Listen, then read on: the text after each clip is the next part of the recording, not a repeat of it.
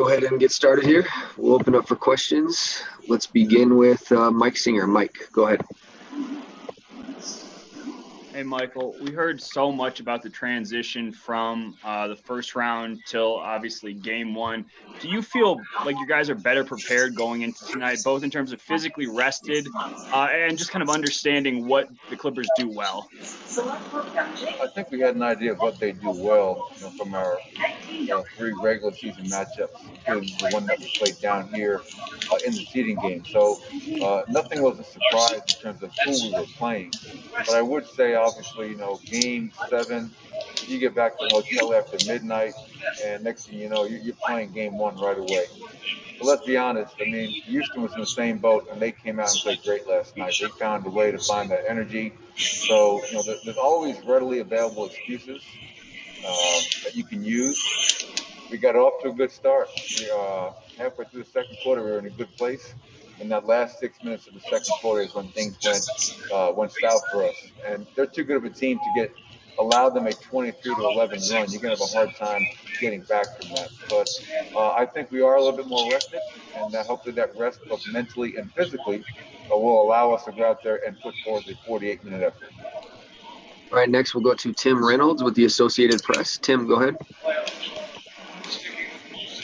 Hi, Michael. I'm wondering how tough is it, even for veteran coaches who do this for a living, how tough is it when you lose a game 1 to not fall into the trap of, oh my gosh, we got to change this, we got to change this, we got to change this? Is that difficult to avoid falling into that? Yeah, I think you always have to ask yourself, and and every series is different.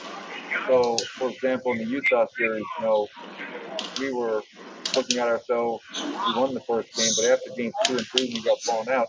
We have to make changes because we've just gotten down by 31 and 39 respectively in game 2 and 3.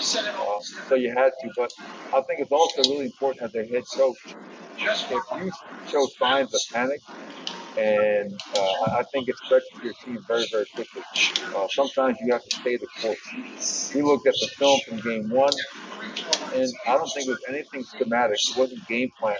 The bottom line is we gave up 15 blow-bys for 29 points. They had another 14 points in the offensive glass. We missed 9 free throws. So we did some good things. We didn't do it long enough, obviously. But there's no, like people say, you going with the same lineup? Yeah, the tie scorer after the first quarter. We played well. We just didn't sustain that. And the areas that gave us trouble weren't pick and roll coverage. It wasn't catch and shoot coverage. It wasn't low post defense coverage. It was, can I guard my man one-on-one, and can I give the necessary help behind that? And that's a huge fundamental tonight. All right, next we'll go to Mark Medina, who is in attendance there. Mark, go ahead. Mark, good to see you. Hey, in light of the frustration you shared yesterday about not being able to have family, have you heard since then if that might be a possibility of combating people or making changes to that? I know that the coaches association issued a statement saying that the conversations are ongoing with the league.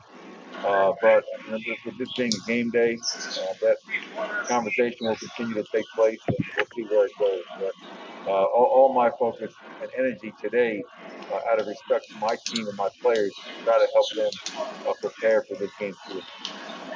All right, next we'll go to Katie Wingy. Katie, go ahead. Hey, Coach, with how good their bench is, especially Lou Williams and Montrezl Harrell, how do you get more production from your bench, more of a punch in terms of energy and production? Well, make shots would help. Obviously, we missed a ton of open shots in game 1. We had guys that got really good looks that uncharacteristically did not make shots at a high level. So if you want to get a punch off your bench, you have to score. Lou Williams and Montrez, Montrez is winning 6th of the year.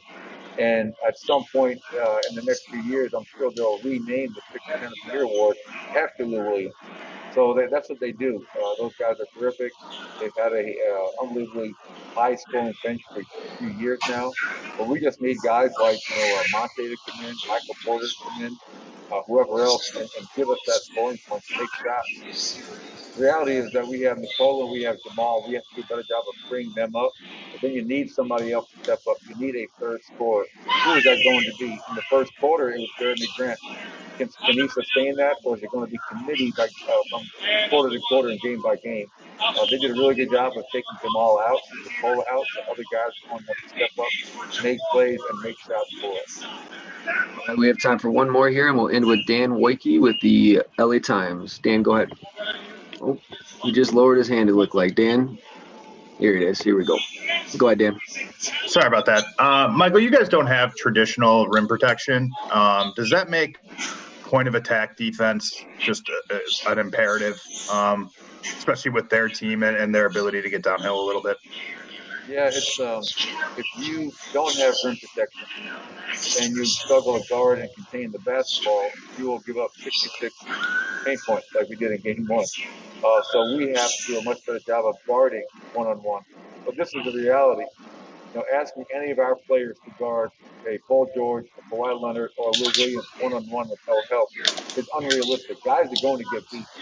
And if you just notice the difference when you watch the game, every time they're on defense, that paint gets packed. They have somebody at the nail.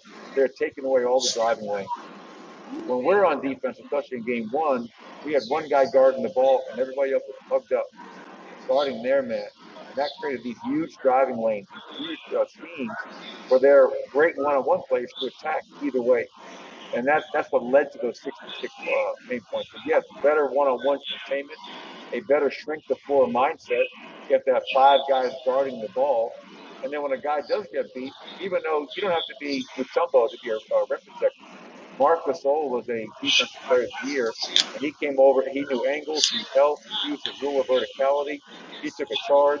We were just letting them go through layup lines the other night. And if we allow that to happen, we have no chance of winning this series.